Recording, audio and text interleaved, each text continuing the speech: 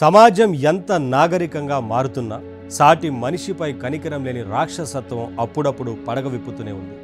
ఏ తప్పు చేయని ఓ మహిళపై గ్రామస్తులంతా విచక్షణారహితంగా దాడి చేసిన ఘటన ఇప్పుడు సమాజాన్ని తలదించుకునేలా చేసింది. సంగారెడ్డి జిల్లా కంక్టిలోని రసోల్ గ్రామంలో భర్త చేసిన తప్పుకు భార్యను శిక్షించడం ఇప్పుడు చర్చనీయాంశంగా మారింది. కొన్నేళ్లుగా ఊరి పిల్లలకు పాఠాలు చెబుతూ అమ్మలా ఆదరించిన అంగన్వాడీ టీచర్ వసంతకుమారిపై గ్రామస్తులు కన్నెర చేశారు. 60 ఏళ్ల వృద్ధురాలని చూడకుండా ఆమె కళ్ళలో భయాన్ని చూసి రాక్షసానందం పొందారు. భర్త చేసిన ఆర్థిక నేరానికి ఆమెను బలిపశువును చేస్తూ నడి రోడ్డుపై ఒక చెట్టుకు కట్టేసి మానవత్వాన్ని మంటగలిపారు. భర్త ఇన్సూరెన్స్ ఏజెంట్గా చేస్తూ గ్రామస్తుల నుంచి లక్షలాది రూపాయలు వసూలు చేసి మోసం చేశాడన్న కోపం ప్రజల్లో ఉంది. కానీ ఆ కోపం కట్టెలు తెంచుకుని ఒక నిస్సహాయురాలైన మహిళపై ప్రతాపం చూపడం ఎంతవరకు సమంజసం?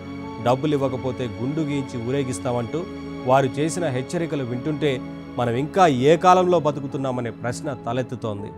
గంటన్నర పాటు ఆ వృద్ధురాలు చెట్టుకు బందీగా ఉండి ప్రాణ భయంతో విలవెల్లాడుతుంటే చుట్టూ ఉన్న జనం మాత్రం చోద్యం చూశారు తప్ప ఆ అన్యాయాన్ని ఎవరు అడ్డుకోలేకపోవడం చూస్తుంటే సమాజంలో మనుషులకి మంచి చెడు ఆలోచించే గుణం పోయిందని అర్థమవుతోంది.